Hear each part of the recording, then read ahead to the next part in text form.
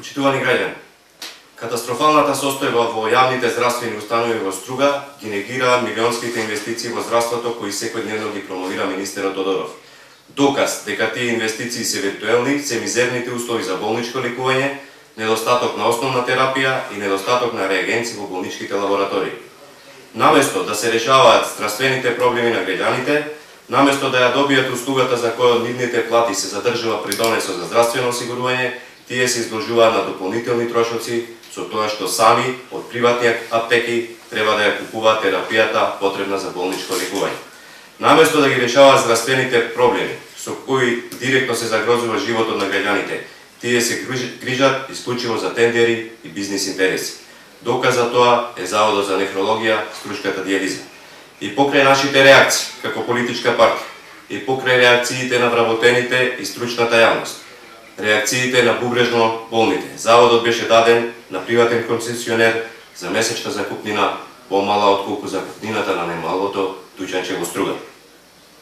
Од национално и меѓународно позната и призната институција, од институција во чие макотрпно градење учествувале генерации здравствени работници, направија институција која се соочува со сериозни долгови и финансиски блокади. Чии интереси штити министерот Тодоров? Ги штити интересите на јавните здравствени установи или на приватниот концесионер кој влече огромни средства од фондот за здравство? Одговорот е јасен и него го знаат сите граѓани на Струга и Република Македонија.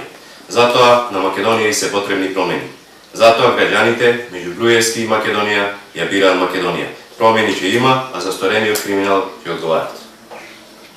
Значи, како што спомнав и во изјавата, недостаток на лекови има и затоа граѓаните се принудени сами да купуваат, дури кога имаат болничко сместување, има недостаток на инсулин и на лекарства кои се на позитивната листа. Недостатокот на инсулин досега е многу пати спомнуван и од нас како политичка партија, меѓутоа и од диабетичарите, затоа што се принудени, оние кои што имаат повеќе средства, да набавуваат од Албанија или од Република Србија, со што директно се доведува во опасност нивното здравје.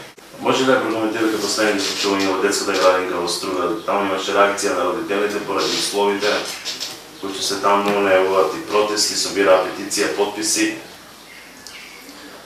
Условите во детската градинка во Струга се катастрофални. Таму државата не вложила ниту дена.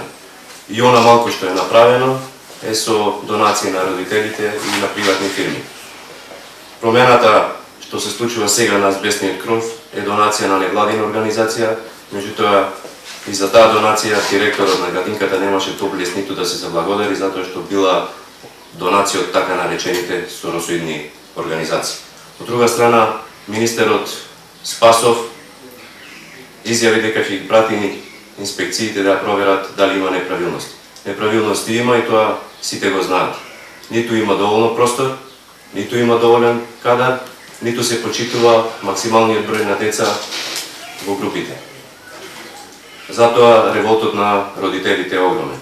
Ако има пари за жални врби во Вардар, ако има пари за скулптури, мермер и камен, ако има пари за мерцедеси и наочари, тоаш мора пари да има и за овој проблем, затоа што е стварно неопходно да се реши во име на родителите кои ги носат децата во градинка.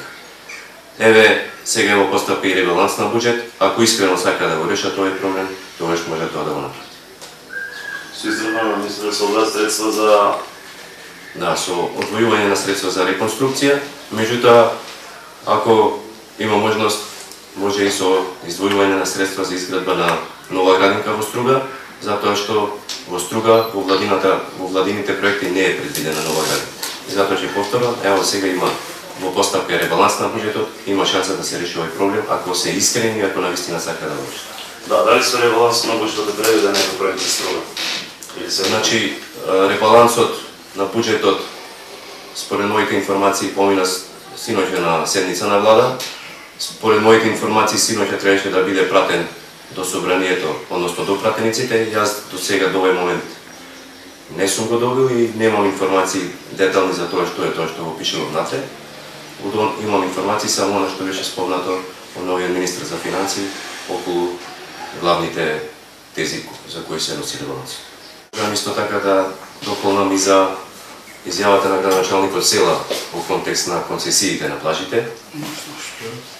Прво, со неверување ја проследивме изјавата на села, затоа што не стави во ист коч со владачките ВМРО ДПМН и ДУИ, односно со оние кои што го направија тој проблем. Тоа од една страна. Од друга страна, села веќе има 3,5 годишен мандат и ако на вистина сакаше да го реши овој проблем, можеше и покрај големите препреки кои што му беа поставени. Нашиот став е јасен. Плажите мора да бидат достапни за сите граѓани и никој нема право да задолжува некој, ниту со земање на лежелка, ниту да му препречува простор на плажа затоа што ја има плажата под концесија. Од друга страна,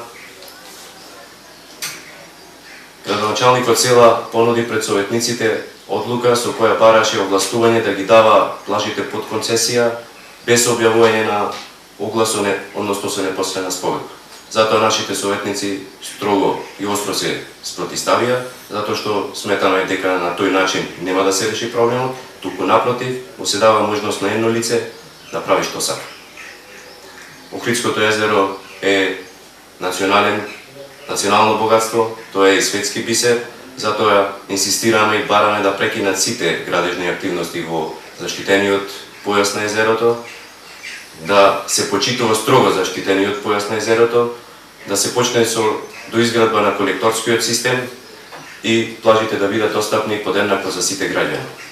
Ние стварно сакаме да развиваме туризам и од таков туризам ќе имаат бенефит сите граѓани на Струга, но на чесен и одговорен начин. Мора веднаш да прекинат партиските и бизнис интереси на луѓето. Јавата на председателот Иванов поврска со располагање со војската, дека ќе ја изведе на улица. Како тоа може да се протолкува во овие ситуации? Дали тоа значи дека сака да се наметне една војна диктатура поред полицейска? Тоа е доказ, уште еден доказ, дека со Македонија владее ненареден режим. Тој прво го прекрши уставот и законите со одлуката за аболиција, потоа го прекрши и уставот и законите со повлекувањето на аболицијата, прво делно за неколку лица, потоа и целосно за сите други. И ова што го направи е уште една изјава во склоп на изјавите на бившиот премиер Груевски, во контекст на изјавите на нивниот портпарол Илија Димовски, и тој ја продолжи истата идеја, ја даде истата изјава, се со цел да ги заплаши граѓаните да не излегуваат на протести.